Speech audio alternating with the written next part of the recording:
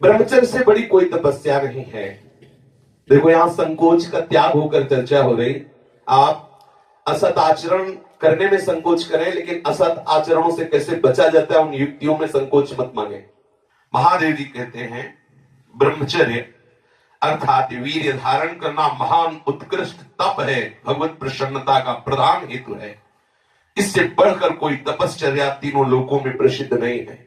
जो ऊर्ध्वरेता अखंड ब्रह्मचारी है वो पुरुष नहीं, वो साक्षात भगवत स्वरूप महादेव है।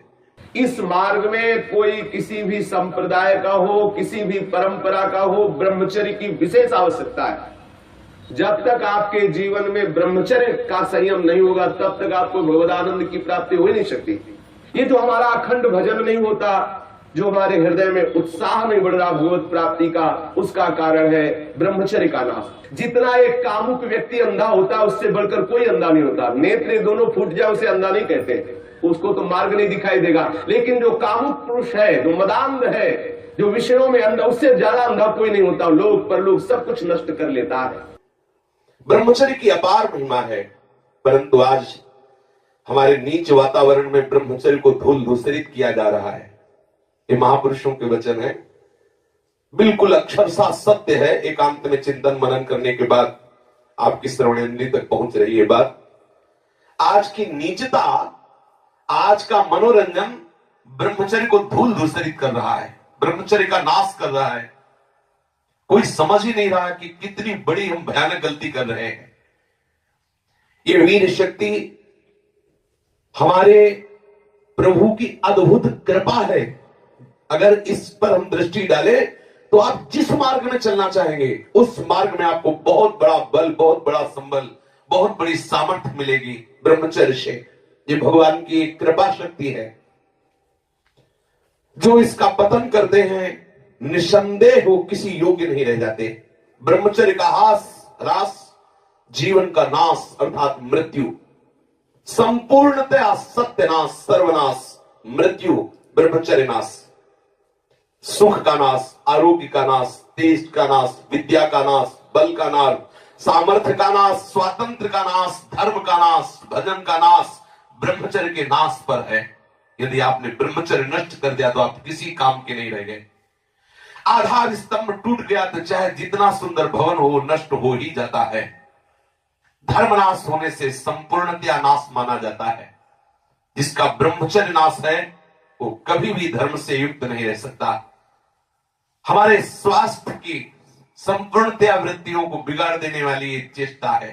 मरणम बिंदु पातेन जीवनम बिंदु धारणा, ये भगवान शंकर का अमिट सिद्धांत है कि जो वीर के साथ खिलवाड़ करता है वो साक्षात मृत्यु का वर्ण कर रहा है।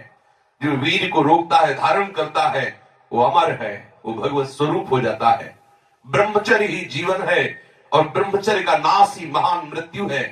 ब्रह्मचर्य ही स्वस्थता है, ब्रह्मचर्य का नाश ही महान रोगों का निमंत्रण है।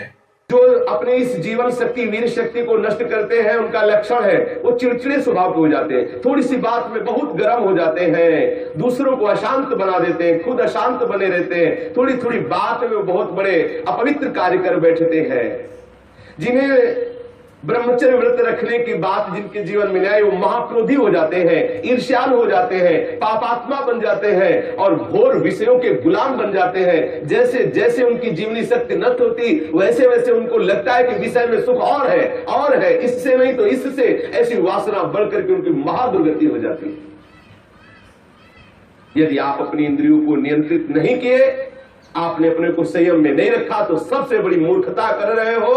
आप ठगे गए, अपने आप से आप ठगे गए। सावधान, जिसने अपनी जीवनी शक्ति का अपव्यय कर दिया उसका जीवन नष्ट हो जाता है, कुछ भी करने लायक नहीं रहता। वो केवल एक नाटक होता रहता है, अंदर अंदर उसको वही चिंतन चलता रहता है उसी विषय सुख का। और अवसर आने पर ना प्रगट में अवसर ना आया तो चिंतन मात्र से।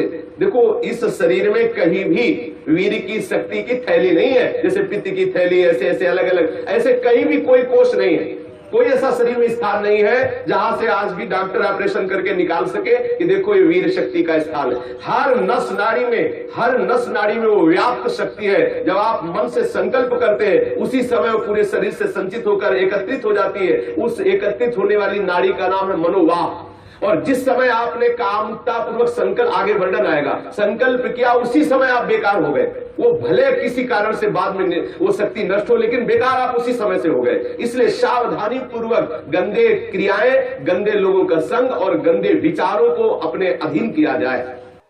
ब्रह्मचर्य के अभाव में हृदय सूखने लगता है। भगवत प्राप्ति की क्या, संसार की उन्नति की भी भावना नहीं रह जाती। लोक परलोक सब उजड़ा हुआ नजर आता है।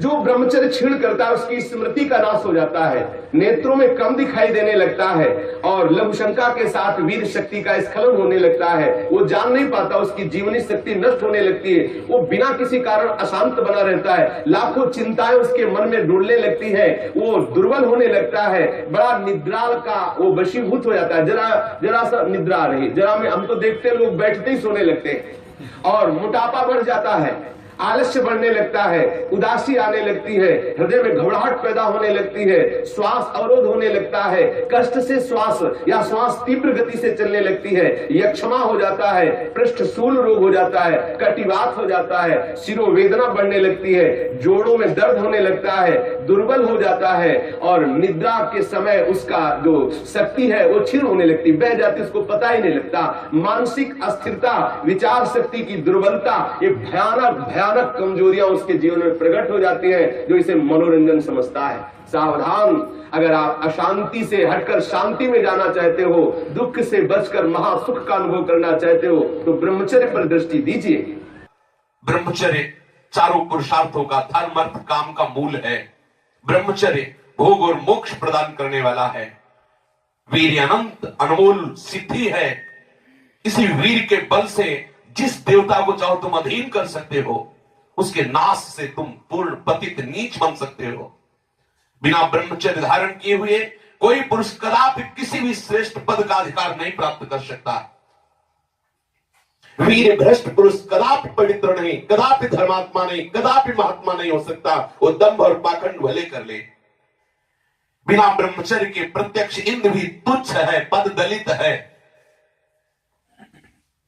साधारण मनुष्यों की तो बात है क्या, परमार्थ के पथ पर या व्यवहार के पथ पर जिधर भी तुम जाना चाहते हो, अति आवश्यक है ब्रह्मचर्य।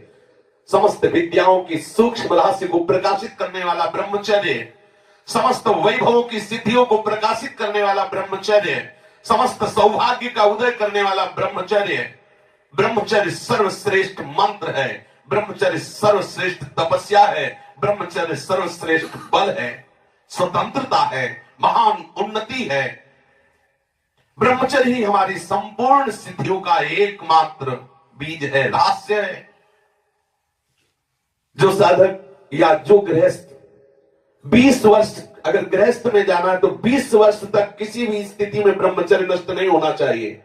यदि ब्रह्मचर्य नष्ट करते हैं तो वो गृहस्थी के योग्य नहीं रह जाते। उनके घर में भ्रष्टाचार होता है, संतानें भी होती है तो वही होती है जो किसी योग्य नहीं रहते। शास्त्र के सिद्धांत से चलने वाले उपासक को, अर्थात भगवत प्राप्ति के मार्ग में चलने वाले उपासक को चाहिए, अगर वो गृहस्थ है तो जब ब्याह हो उसी के बाद शास्त्र मर्यादा से ब्रह्मचर्य खंडित करे, ये उसका उपासना का स्वरूप ही माना जाएगा। लेकिन यदि वैरागी है, भगवत मार्ग का पथिक है, तो अष्ट मैथुनों से बचे। गृहस्थ हो तो उचित संतानोत्पत्ति के लिए भगवत प्रार्थना से युक्त होकर, हे करुणा निधान, मैं आपकी आज्ञा का पालन करने के लिए अपने ब्रह्मचर्य को क्षीण करता हूँ। आपकी कृपा प्रसाद से मैं आपकी प्राप्ति के लिए गृहस्थ धर्म रूपी पूजा आपको स्वीकार करने के लिए प्रार्थना करता हूँ। प्रभु, ये पूजा है, आप स्वीकार कीजिए। वो गृहस्थ धन्य है जो ब्रह्मचर्य पूर्वक संतानोत्पत्ति की क्रिया करके भगवान की आराधना करता है। जो विरक्त संपूर्ण रूप से ब्रह्मचर्य है, उसको विशेष साधना नहीं करनी पड़ती, अपने आप भगवती स्मृति अखंड होने लगती है, क्योंकि महाआनंद स्वरूप ब्रह्मचर्य है। महाआनंद, आप सोच भी नहीं सकते कि ब्रह्मचारी को कितना आनंद होता है। जो ब्रह्मचर्य धारण करता है उससे अपार आनंद, अपार सुख प्राप्त होता है। सभी सुखों में सर्वाधिक नष्ट करने वाला सुख एक काम सुख है। सबसे ज्यादा पतन करने वाला यह सुख है, सबसे ज्यादा नाश करने वाला सुख है। इसलिए सावधान, विषय सुख के लिए आप अपने ऐसे अमूल्य जीवन को नष्ट मत कीजिए। पहले जो गृहस्थ जन होते थे ब्रह्मचर्य, 25 वर्ष तक तो सब कोई ब्रह्मचर्य रहता था, चाहे वो गृहस्थ हो चाहे वो विरक्त में जाना हो, चाहे वो जिस मार्ग में जाना हो, 25 वर्ष तक तो सबकी नींव ब्रह्मचर्य से युक्त होती है। अब 25 वर्ष तक तो हजारों दुर्गति हो जाती है, क्योंकि ऐसे ऐसे साधन चल चुके हैं, ऐसा कुसंग हो चुका है, वो दृश्य देख देख करके उनकी भावनाएं दूषित हो गई, वो अपने को नष्ट कर लेते हैं। फिर क्या रह गया जीवन? ये अमूल्य मनुष्य जीवन किस काम का रह गया? जब 10 वर्ष ब्रह्मचर्य रहकर भगवत भजन करके संतान उत्पत्ति करते थे तो उन माताओं के गर्भ से कोई भगवत प्राप्त करने वाले साधक पैदा होते थे, या कोई महावीर पैदा होते थे जो देश की रक्षा के लिए अपने प्राणों को समर्पित कर देते, जो समाज को सुख पहुंचाने वाले ऐसे बालक पैदा होते थे। ब्रह्मचर्य के बिना पूर्ण, चाहे गृहस्थ हो चाहे विरक्त हो, कोई भी हो, वो पूर्ण पशु जीवन है, पूर्ण पशु जीवन है। सांसारिक व्यक्ति बन करके मत अपने जीवन को नष्ट करो, आप अपने हाथों से अपना नाश कर रहे हो। ध्यान रखो, ये गलती जो तुम कर रहे हो ये आपको दोबारा मनुष्य जीवन मिलने वाला नहीं है। ऐसी गलती करके तुम्हें बहुत पछताना पड़ेगा। मौज मस्ती, लोग काहे की मौज मस्ती? धर्म मर्यादा का नाश करके, गुरुजनों की बनाई हुई शास्त्र मर्यादा का नाश करके तुम सुख प्राप्त कर सकते हो।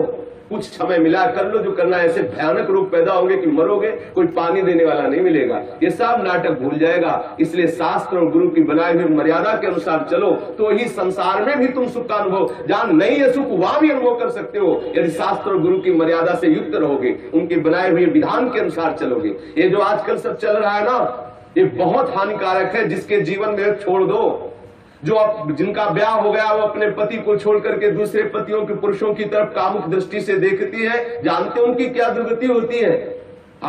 पति वंचक परपति रति करई, रो रो नरक कल्प शत परई, और विधवा होए पाए तरुणाई, अगला जन्म होगा और वैधव्य को प्राप्त हो जाएगी। जो पुरुष अपनी पत्नी का त्याग करके पर स्त्री से गमन करता है तो नरक में जाकर के उसको तपाए हुए लोहे की लाल लाल ऐसे स्त्री आकृति से उसे हजारों वर्षों तक चिपकाया जाता है और जलता रहता है। वहां मरना तो है नहीं।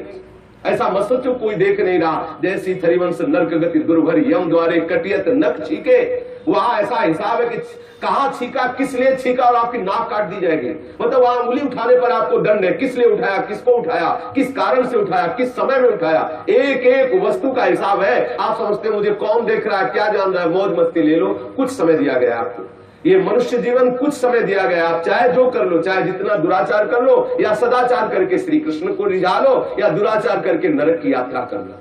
बहुत सावधान। यहां वर्णन कर रहे हैं महापुरुष जन कि जो जीवन में ब्रह्मचर्य शक्ति है, जिसे शुक्र कहते हैं, जिसे वीर शक्ति कहते हैं, इसका जो नाश करता है वो भयानक रोगों से ग्रसित हो जाता है। इसका एक नियम है, गृहस्थ धर्म का नियम है। इस पर हमारे शास्त्रों में सब वर्णन, इसीलिए सत्संग करना चाहिए। अब क्या है, आज मनोरंजन, लोगों को रिझाना, वक्ताओं को पसंद आ गया है और जो श्रोता है उनको वही पसंद आता है। थोड़ी देर चटकीली बातें की, संगीत बजा, नाचे कूदे, घर गए, बोले कथा सुन के आए हैं। कथा का तात्पर्य, सत्संग का तात्पर्य आपका कुसंग का त्याग हो जाए। आप जो दुर्गुण दुराचार प्रवृत्तियों में रत है उनका त्याग हो जाए, उससे सत्संग। मानो सत्संग सुन के आए तो आपको थोड़ी देर तो खो जाना चाहिए। दूसरे को अपने आप पता लगे कि ये सत्संग सुन के आ रहा है, खो गया। अपने अंदर की कमियों को देख देख करके रो रहा है, हे करुणा निधान, मैं इतना नीच हूं, अभी तक तो मैं जान ही नहीं पा रहा था कि ये गलतियां हैं, मैंने कितनी गलती की, हे करुणा निधान, अब मुझे इन गलतियों से उबारो। सत्संग वो वस्तु है जो अपनी ब्रह्मचर्य शक्ति को नाश करता है, तो उसकी शारीरिक शक्ति नष्ट हो जाती है। चेहरा पीला होने लगता है, चेहरे में झुर्रियां पड़ने लगती हैं, नेत्रों की शक्ति जाती रहती है, नेत्रों के आसपास नीली नीली रेखाएं प्रकट हो जाती है, आंखें धस जाती हैं और चेहरे में वो कांति नहीं रह जाती, अर्थात कांतिहीनता आ जाती है, याददाश्त नष्ट हो जाती है। वस्तु रख दी, भूल गए, कोई आज्ञा भूल गए। क्यों भूल गए? क्योंकि ब्रह्मचर्य नहीं, मेधा शक्ति क्षीण हो गई। भगवत स्मरण करोगे, कैसे भजन होगा? क्योंकि भजन वाली वस्तु तो आपने नष्ट कर दी। खिलवाड़ समझते हो क्या इससे? ये मनुष्य जीवन आपको मिला है भगवत प्राप्ति के लिए। सावधान, संतान भी प्रकट होगी तो महावीर और भगवान का प्रेमी महात्मा पैदा होगा यदि आप ब्रह्मचर्य से रहोगे। और कुमारगामी रहोगे तो अप्पू गप्पू पैदा होंगे, भी जूतों से मारेंगे आपको और बुढ़ापे में पानी नहीं देंगे, सड़ोगे ऐसे पड़े। जो सावधानी पूर्वक इसकी रक्षा नहीं करते उनको अनेक बार बड़ी बड़ी भारी विपत्तियों को भोगना पड़ता है। आप क्या समझते हो, जिस वीर शक्ति से ऐसे सुंदर संतान की उत्पत्ति होती है, उसी वीर शक्ति को आप मनोरंजन में नष्ट कर रहे हैं। ये हत्या है, हत्या। शास्त्र वर्णन करते हैं, आपको भोगना पड़ेगा उसका दंड। जैसे माताओं के गर्भ में पलते हुए शिशु को वो गर्भ हत्या जैसे पाप कर देती है, ऐसे पुरुषों को सावधान रहना चाहिए। संतानोत्पत्ति के निमित्त से किया गया ब्रह्मचर्य खंडित भगवत उपासना माना जाएगा, और अपनी वासना से प्रेरित होकर ब्रह्मचर्य नष्ट करना या अन्य उपायों से ब्रह्मचर्य नष्ट करना वो हत्या में लिखा जाएगा। इसीलिए अंतःकरण मलिन हो जाता है और भगवत भजन का केवल वो एक क्रिया मात्र होने लगता है, आनंद का अनुभव नहीं होता। आपको यदि भगवत प्रेम प्राप्त करना है, भगवत भक्ति प्राप्त करना है, तो आप अपनी इस जीवनी शक्ति की रक्षा कीजिए। आप अपनी जो आंतरिक वृत्ति कामुक हो चुकी उसको संभालने की चेष्टा कीजिए। जो अपने इस स्नायु तंत्र को पुष्ट रखना चाहते हैं उनको अपनी इस मूर्खता को खोना होगा। क्या मूर्खता? वो सोचते हैं कि मैं विषय में अपनी ब्रह्म शक्ति को नष्ट करके, बादाम पा करके, दूध पी करके, मकरंद ध्वज खा करके और अपने को फिर पुनः पुष्ट कर लेंगे। ध्यान रखना, ये जितना पाओगे उतनी वासना पुष्ट होगी। इसके चेहरे की तरफ देखो, ऐसा लगता है जैसे किसी मकान में आग लगा दी जाए तो फिर वो मकान की शोभा क्या होती है। ऐसे जिसके जीवन में पुण्य नहीं रह गए, भगवत आराधन नहीं रह गया, ब्रह्मचर्य नहीं रह गया, सदाचार नहीं है, बड़ों का सम्मान नहीं, उसका जीवन क्या है? जीवन कैसा पशुवत जीवन हो रहा है। छोटे छोटे अभी बच्चे 15-16 वर्ष के माता पिता की अवहेलना करके मनमाना आचरण करते हैं। ये जो ब्रह्मचर्य, इस पर विशेष ध्यान दिया जाए। यदि हम ब्रह्मचर्य पर ध्यान नहीं देते तो स्मरण शक्ति का नाश, शरीर में मोटापा, दिल की कमजोरी, अस्मायिक वृद्धावस्था का प्रकट हो जाना, नपुंसकता, नेत्रों के रोग बढ़ना और नाना प्रकार से अंदर ही अंदर सब खोखलापन हो जाना। ऊपर से हष्ट पुष्ट दिखाई देंगे लेकिन अंदर से पूरी शक्ति का नाश हो जाने के कारण वो मूर्ख हो जाते हैं।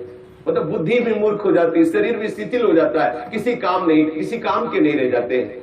ये मत समझो कि इतना ही सुख है, यहां तो सुख है ही नहीं। ये जो बच्चे, बच्चियां, माताएं, बहनें या पुरुष अपनी वासना का शिकार हो चुके हुए हैं, उनको खेद करना चाहिए बात सुनकर और सावधानी पूर्वक आगे बढ़ना चाहिए। परमार्थ में गलती का पोषण नहीं करना चाहिए। आज हमारी ऐसी बेईमानी है कि हम अंदर की इन गलतियों को छुपाते हैं और थोड़ा सा भी गुण होगा तो उसका प्रचार करने लगते हैं। अंदर की गलतियों को गलती मान करके उनको दूरी किया जाए, चाहे वो बच्चा हो, चाहे वो जवान हो, चाहे बूढ़ा हो। गलतियों को छोड़ करके भगवत मार्ग में आगे बढ़ो तो आनंद का अनुभव होगा।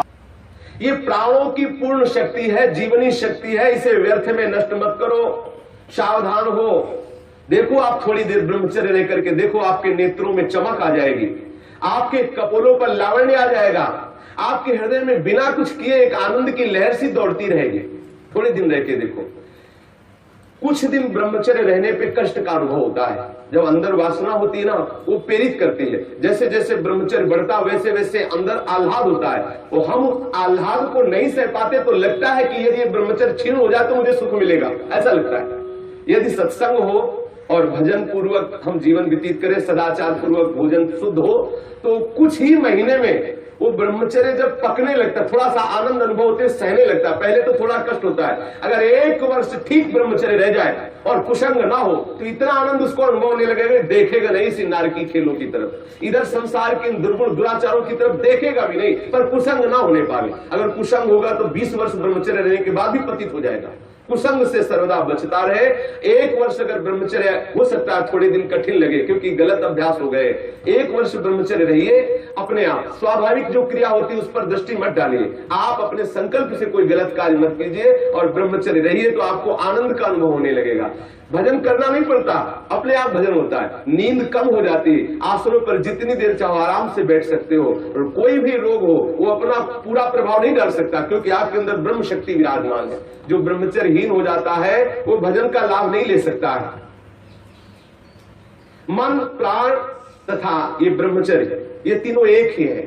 जिसका ब्रह्मचर्य ठीक, उसके प्राण सूक्ष्म हो जाते हैं और मन शांत होने लगता है। जिसका ब्रह्मचर्य ठीक नहीं, स्थूल प्राण होने लगते हैं। पहचान है, ऐसे भैंसे की जैसे श्वास निकलती है, जब सोते तो बड़े भारी ऐसे घोटे शोरगुल होता है, स्थूल प्राणों का लक्षण है। और मन उनका चंचल होता है, उनकी श्वास, उनका मन, उनका ब्रह्मचर्य, तीनों क्षीण होने से फिर न कोई भजन होता है, न कोई साधन होता है, न कोई चिंतन होता है। जिसकी श्वास स्थूल होती, मन चंचल होता है, उसका चिंतन एकाग्र नहीं होता है। ये बहुत काम की बात है, इसे संभाल कर रखिए। मत समझिए कि कोई साधारण बात हो रही, इसको संभाल लीजिए। यदि आप विरक्त हैं तो संपूर्ण रूप से आप सावधान हो जाइए। यदि गृहस्थ हैं तो संयम में आ जाइए। एक पत्नी व्रत धारण करते हुए, संतानोत्पत्ति की भगवत पूजा का भाव रखते हुए ही गृहस्थ धर्म में ब्रह्मचर्य को खंडित कीजिए, अन्यथा ब्रह्मचर्य को धारण कीजिए। सावधान रहिए।